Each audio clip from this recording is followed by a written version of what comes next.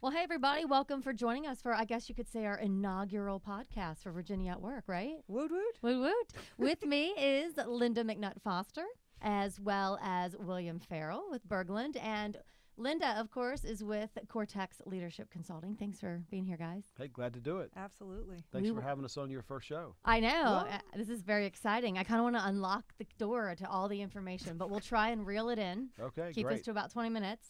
Great. And I know our big topic right now is talking about the influx of emails, which about drowns all of us day in and day out.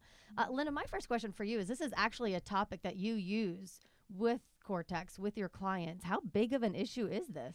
It's actually a pretty monumental issue at this point for corporations. I mean, the cost that is associated with emails is not being calculated enough. So I actually wrote about it in my book, Time Mastery, because there's a special section on it, because people are spending hours a day, and it is not an efficient way to communicate at all. There are great apps out there that you can use for managing projects and managing conversations. A lot of my clients are going to iChat and other apps within their corporation because they're realizing that the email, to have to read through tons of different chains to try to figure out information, is not a place for conversation. And I think, William, you probably can talk about this best. The higher you are in a position, whether you're a manager, senior manager, CEO, the more emails you get. A, is that true? And B, how do you handle it? Well, I'd say it's true, because I get a lot of emails that directly I need to respond to, but also I get copied on a lot of emails just so I can kind of keep the flow of what's happening at each one of the car dealerships or with each one of the manufacturers. And a lot of them don't need a response, but certainly they fill up your inbox. I believe I'm around 300 emails a day. I couldn't get it done. I got two great assistants that helped me out and kind of helped me really figure out what I need to respond to. But then we got to respond to them, and they come all hours of the day, starting. I mean, go until late at night.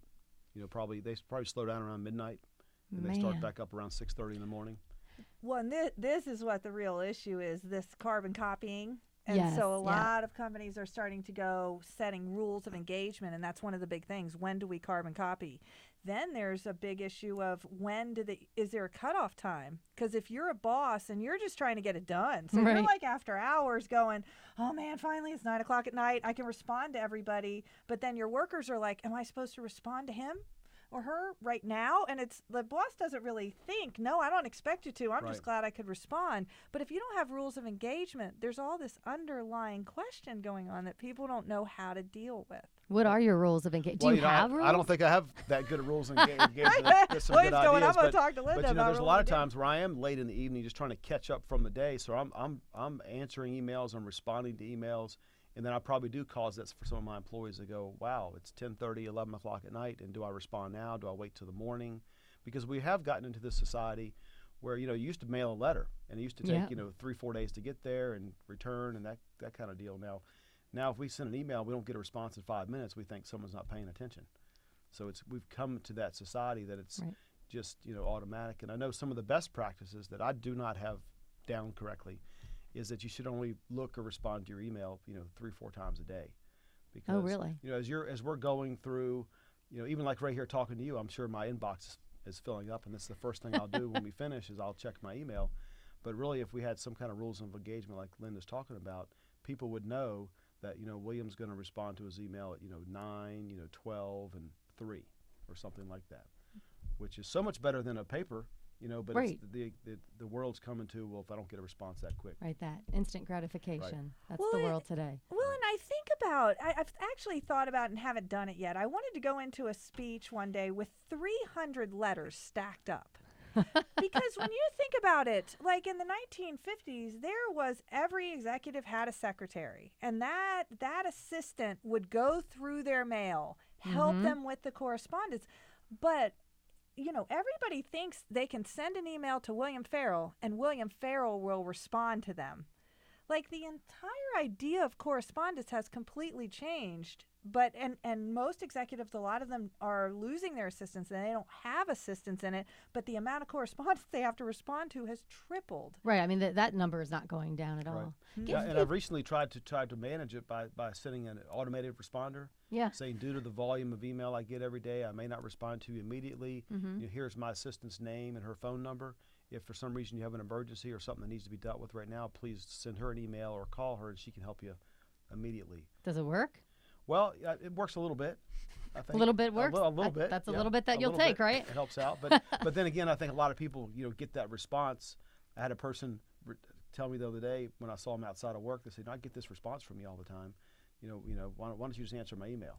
I'm thinking, well, it's hard for people to understand all that sometimes. But So when you think of Berglund, I think the average person either A, thinks that's where I got my car, or B, I went to the Berglund Center and saw an awesome concert. Right. But you're the CEO of Berglund, so your perspective is probably a little different. Talk about how many people you have on staff, how many locations. I mean, give people an idea of the scope that you have to deal with day in and day out. Well, sure. We have, we started there on Williamson Road, 45 years ago, and we've been fortunate enough to grow over the last, 40 years really, but grown a lot in the last, 10 to 12 years.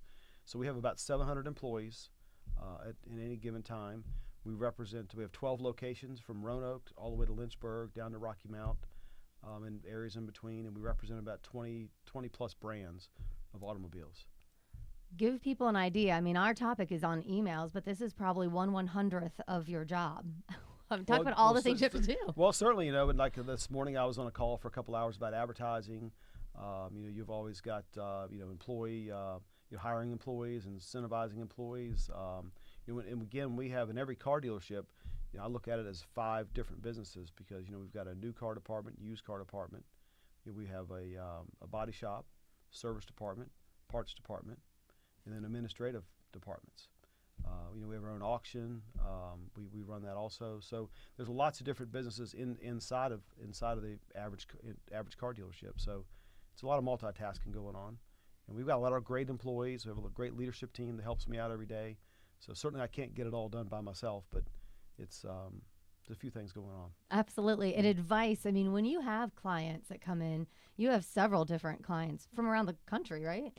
Around the we have state. lots of different different types of businesses. Right. They all sort of are challenged with now, how do you move into that consistent kind of, we call it quadrant 2 from Stephen Covey's work, from Eisenhower's quadrants of how do we move into that not urgent but really important space. And it's really hard when you're getting 300 emails and you have 700 employees that you have to manage. I mean, clients have a really difficult time going, how do I make that space for that not urgent but really important strategic time to think way ahead, create that vision, and be the messenger of that vision. Is this what you hear from all of these people? I mean, it seems like the same problem. Every single one of them have a difficult time getting out of, they're not in a drama space. They've way past that. It's how do I develop my people and create the vision, communicate that vision, and then how do I make those day-to-day decisions that in some ways I only have the authority to be able to make. It's only I can make certain decisions. Right. Right. So that's what their challenge is. So you might want to put earmuffs on for this one, William. Go ahead. I don't know if you want to hear this. You might start twitching. That's all right. What is the cost to a company when they are spending all these hours on email? Shh, don't listen, William. It's definitely, for a company the size of Berglund, you're looking at $500,000 to $1 million a year minimum. And if you were to track the time of all of his employees, all of his leaders, and himself on email, easily $1 million a year. How you doing over there, William? I'm good. It's a big cost, but also it's tough. The challenge that I have and a lot of my leaders have is figuring out exactly what's the most important thing, because they're all important. If we get our head down working on the screen and answering all these emails, then we're not working on our employee relations and our customer relations and our marketing and actually doing what we do every day. Selling and providing services to our customers, because most of those are all face-to-face kinds of things. But those emails keep dumping in and taking priority and so forth. So, but it is a big cost, and we know it, and we try to. You were prepared for that number? I was prepared for that number. But I think, something that we may want to talk about here also is, when do you respond to an email and how do you respond to an email? And then when do you pick the phone up and call a person? And then, or when do you just invite them to come see you, or you go see them? Because invite us to come for a glass of wine, maybe? Right. Well, that, or just have a conversation. Oh, okay, we'll do that. People are pretty quick to send an email sometimes and tell you what they're thinking. But you may relate to it in the wrong way, and you need to have some human interaction. I think we're really missing that a lot of times in our businesses nowadays. And I'll have an employee situation or a customer situation, and I'll be talking to one of my managers about it, and they go, "Well, I emailed them."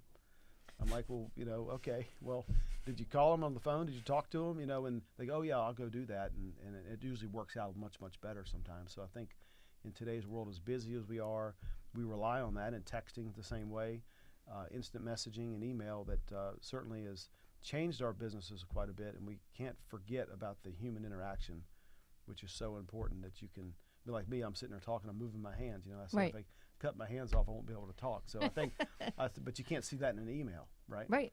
And you can't hear tone in an email either. So that's what added conversational intelligence with Judith Glazier.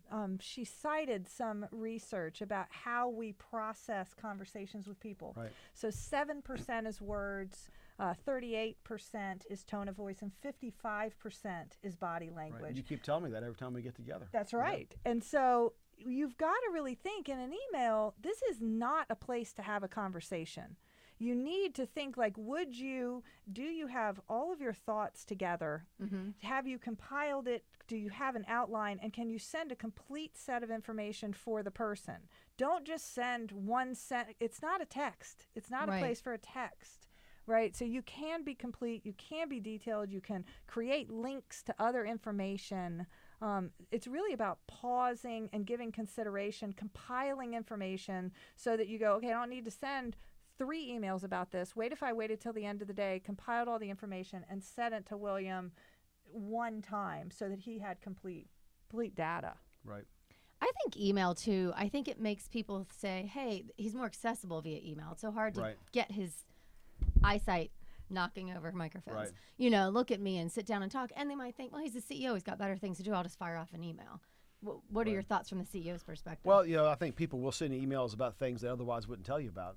True. That can be good and can be bad sometimes. It can be eye-opening and great, but and then people will provide you with lots of data and lots of things to read that otherwise they think they'd have a harder time getting in front of you, and so forth. So I guess at some level we're more accessible and in some ways not as accessible, through email, because some people do like to try to hide behind it a bit. Mm-hmm. And some people, try to access people through it quicker. There's stories out there of mass emails to big groups of people and so forth to get things out, which can be good and can be bad. And there's ways that I can communicate with all my employees, but certainly there's ways that employees can communicate with lots of people as well. Do you have rules of engagement per se? We do. We have some rules of engagement on that. What are your rules of engagement that you can share? Maybe advice to other CEOs, other people who are listening to this, how to handle this? Well, there's one case I think of a large company down in North Carolina that somebody was trying to get a raise or something like that, and they sent an email out to a few 100,000 employees. I don't know if it worked out that well for that person or not, but there are certain ways that maybe those systems should be locked down through your IT department, mm-hmm. that people should not be able to go out and get to all those folks at one time. So Linda, advice from you for anyone sitting at home right now, or actually more apropos at their desk at work right now, ready to hit the send button. What do you need to ask yourself? What do you need to think truly before you hit that send button about what you have in that as well, in the email, as well as who you're sending it to? Definitely. Do I need to have a conversation with this person? Do I need to send it now, or do I need to collect more information? Am I trying to delegate something? Because you don't want to swoop and poop, right? So you don't. I was like, did she just say that? Yeah. This is a big deal. He knows what I'm talking about, because it's like, leaders, managers will go, or committee members will go, I'll just send Linda an email to say, do this, right? Yeah. Well, that isn't kind of, a conversation about whether they can actually do it or not. They think, well, if it landed in their inbox, I assigned it to them. Right.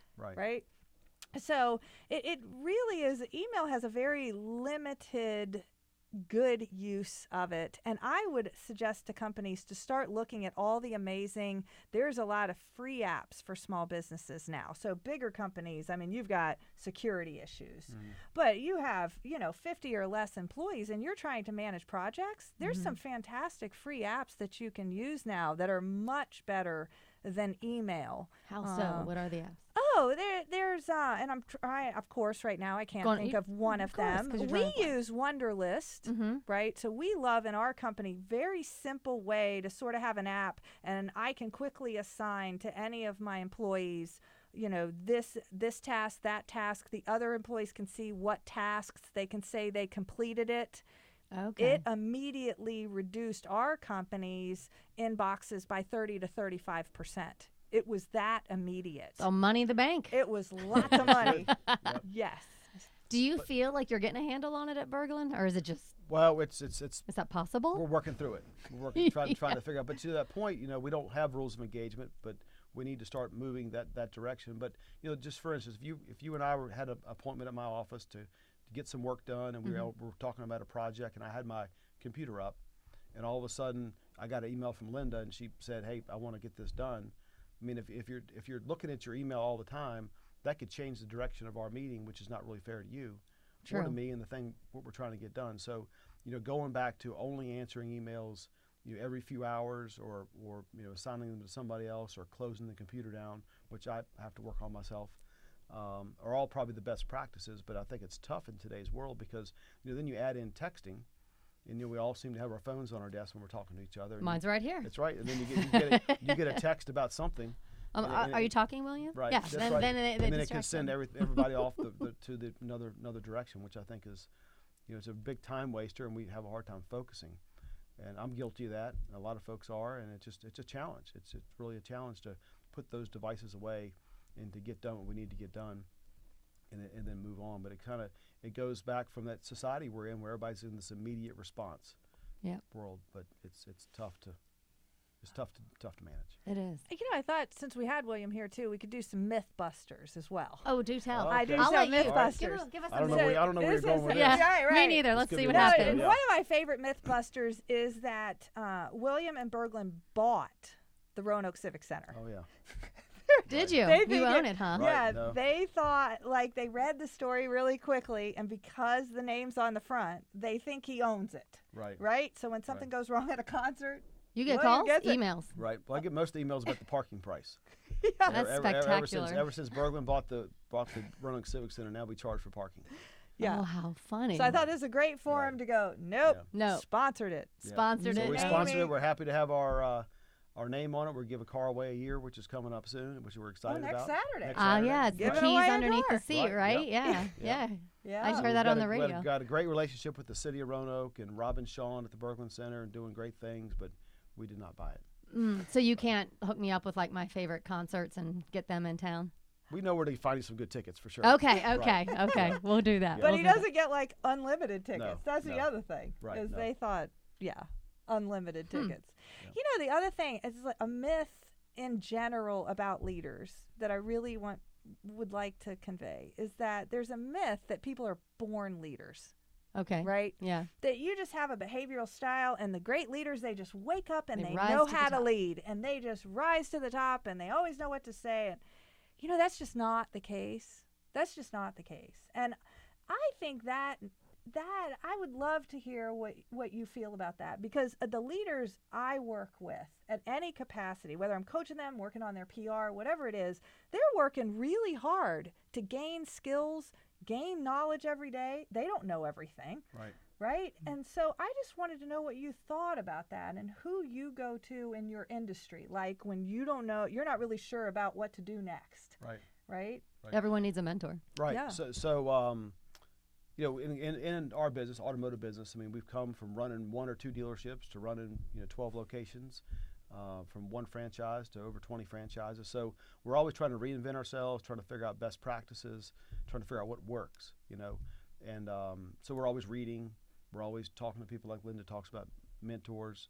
There's dealer groups you can get into. I'm in a group of people that own 30 to 50 dealerships. So I'm the small guy in that group. Okay? Yeah. So I really rely on those folks to help me out with how they manage their business on a day-to-day basis. So we always have we have coaches, like Linda's out there that helps out a lot, and I have some other coaches to help me out, and these other business leaders. And my father's been a great mentor to me, through the years. It's been a big help. But we've got this is a different day, and many more employees than we've ever had. And one of the biggest challenges is when you have one dealership or one business and you have a great day, you can go home satisfied. And but when you have 12 of them, you have a couple good days at a couple of them, and some other not so good days at other ones. So you never have that full feeling of satisfaction. I never thought about that. Somebody gave me the analogy one time. This is kind of corny, that when you got 10 kids, you always got a few that are doing pretty good and a couple that are lagging behind. So you always got to be working on something. But I love what I do.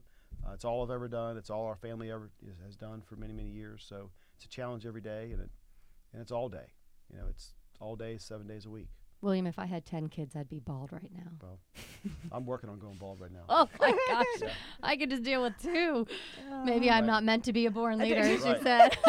Yeah, but I don't think, to Linda's point, you don't really have that naturally. It's really learned. It's kind of Right. like we are always looking for salespeople, and we'll say we'll train you, and there really is no natural salesperson. Some are more predetermined to be successful than the others, but the best salespeople are always training themselves and learning things and overcoming their skills or lack of skills and so forth. So it can be taught and learned, and it's a constant deal. Cool. I think we're good. And we'll wrap up. If there's anything else you want to make sure, is there anything? I think you gave some good advice, Linda. Any other tips? Absolutely. The only one last thing I want to end on is the one thing that I really admire about William and watching him is is something I talk about all the time, which is this: leaders need emotional discipline, right? And so I'll never forget the first time. I hope I can share this. You just stop me if I can't. Too late We're now, really William. rolling, so I guess We're I can't rolling. stop it. Yeah. But I was in his office, and he's like, "I got to take this call. Looks important." And so he gets on. Oh. Oh. Okay. Well, I can. You can handle that, and I'll give the customer a call. He hangs up the phone. I was like, "What happened?" And he's like, "Brand new Mercedes. Guy delivers it, forgets to put down the ramp." Oh my And I was like, "That sounds really bad." He's like, "Yeah, it's not good. It's not good." And I thought, very calmly. yeah, because he's gonna get he got another call, not bad, good call, 10 minutes later, bad call, 3 minutes later. If he were to ride that emotional roller coaster He'd be wiped through out. his day, he couldn't do it. Right. Right. And I don't think that's really a skill that you build, and something that is the quality of leaders that are trying to manage what he's managed. He couldn't do it. But you really have to. I guess one thing I try to work on is to compartmentalize, Okay. because that story that happened, it turned out to have a happy ending. As I said, what happened to the but Mercedes? that, I want to know. He totally took care of the customer. But that happened. But again, that's got nothing to do with what's happening at the Chevrolet store, or the Toyota store, or the other Ford store, or something like that. So Right. I just have had to learn how to compartmentalize and just move on to the next All right. thing. So Well, thank you, William. thank you, Becky. All right. Again, William Farrell with Berglund Automotive Group, Linda McNutt-Foster, of course, with Cortex Leadership Consulting. And for Virginia at Work, I'm Becky Freemall. Have a wonderful rest of your day. Thank you. Thanks, guys. Thank you.